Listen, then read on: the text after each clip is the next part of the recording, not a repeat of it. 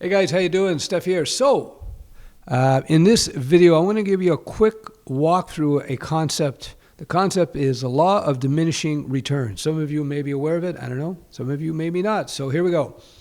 So it's a concept I learned in business, and its application, though, goes way beyond business. It's a good tool to have. So let's just jump into it. So the law of diminishing returns describes a phenomena where at some point, when you invest more money into something, the extra gain from the extra money diminishes. So for example, you buy a car for $10,000 today in 2024, you buy a car for $10,000, it has a certain level of quality. Probably going to be secondhand, probably going to be in pretty bad state. If you buy a car for $25,000, is it 2.5 times better than the $10,000 car? You could argue that it's certainly going to be a lot better.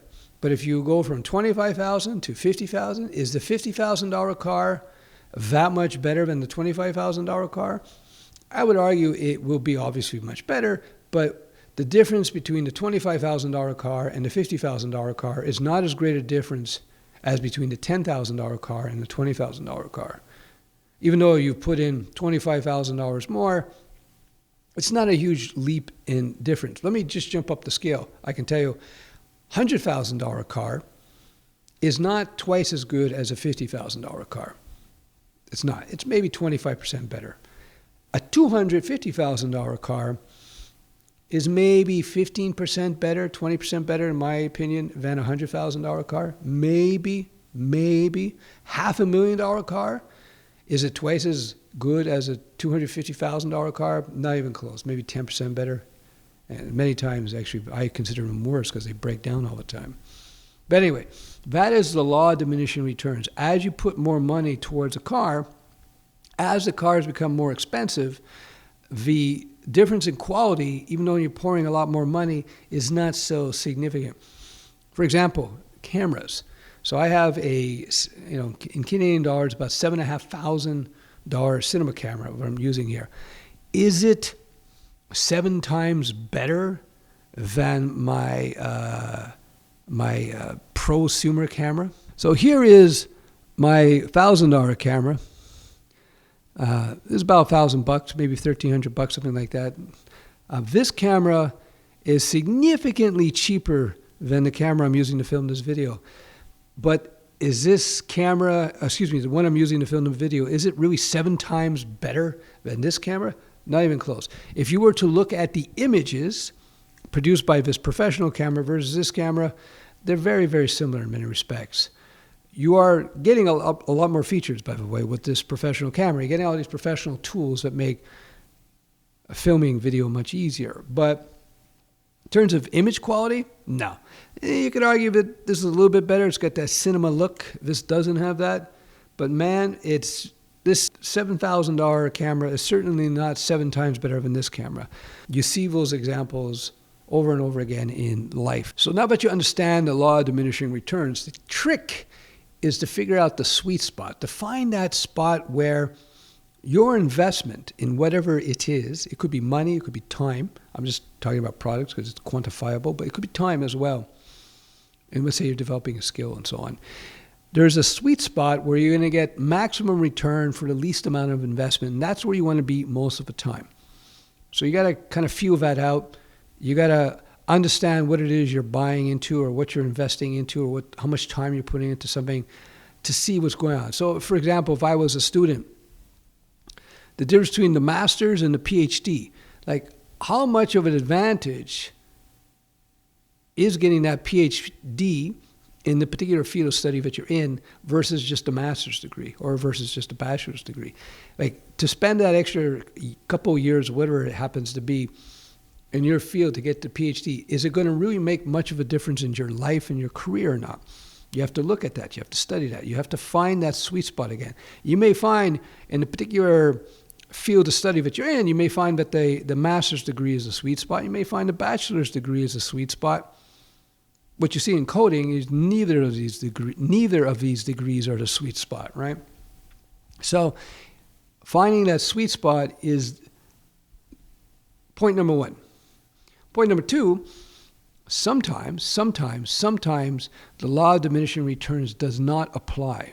So when does the law of diminishing returns not apply? When that which you are investing in has secondary or tertiary positive impacts on your life beyond the initial value. So, for example, I am big into high-end furniture. So let me show you a piece. So that's a piece of designer furniture I bought many years ago. It's famous, designed by Charles and Ray Eames in the 50s from the US. And it is very famous, at least in the furniture game. And it's highly sought after. When I bought those chairs, whatever, 10, 12, 15 years ago, I forget now, probably about 12 years ago, I bought them. They were very expensive for chairs. Super comfortable, super functional, but very expensive. At the time, at the time they were $525 a chair. At that time, that was expensive. You could buy a really nice chair for $100. You could buy a real nice chair for $75. But I wanted this chair. It's got an aesthetic to it and so on. Each chair has a serial number, yada, yada, yada. I'm into designer furniture, so I was willing to pay it. It wasn't a big deal for me. So I bought a couple of those chairs and bought a few other pieces from Herman Miller Eames collection. And they were very expensive for the time, much more expensive than other chairs. So was this $525 chair 5 times more comfortable, 5 times more functional than the $100 chair? Not even close. A better chair for sure, but certainly not 5 times. But because this Eames chair has certain intrinsic value, has a certain special value because it's a collectible, it defies the law of diminishing returns. It goes beyond it. How so? Well, this chair today goes for about $1,600, $1,600, if I recall, last time I checked. So it's more than doubled, nearly tripled in value since I bought it. I could sell this chair today for more than double what I paid for it, more than double. So in 10, 12 years, whatever it is, it's actually a decent return on my money. And I got to use it for 10, 12 years. So there's an example of, though the chair I bought for $525 was certainly not 5 times better than the $100 chair I could have bought at the time, it has gained so much value because of the nature of the design and so forth, that is actually a very good investment.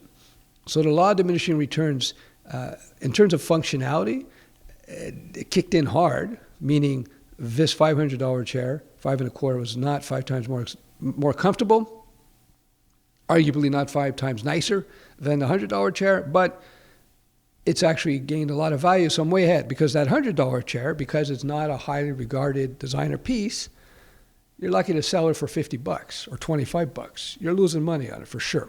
This, you're making money. So there are cases where the law of diminishing returns does not apply because there's an investment return. There's a secondary, tertiary benefit to the purchase, even though the diminishing returns is kicking in reality.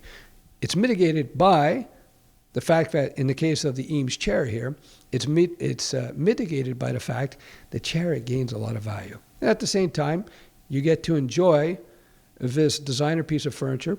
If you don't know, this furniture is designed by Charles and Ray Eames. I mentioned that. What's significant about it is that it's made of plywood with wood veneers. It has walnut. It lasts forever.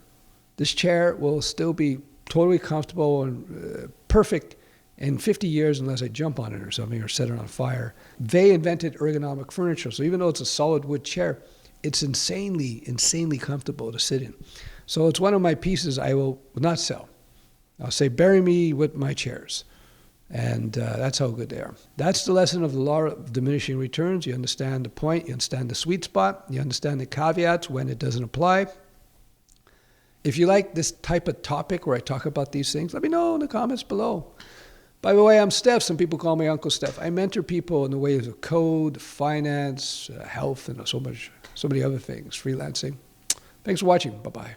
Everything I teach, by the way, health, everything I teach, by the way, is from personal experience.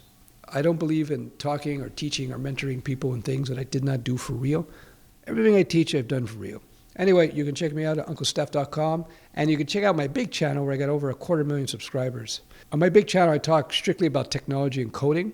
I blend it in with business, but it's more strict. If you're into coding and business and software development, you want to go there. All right, cheers.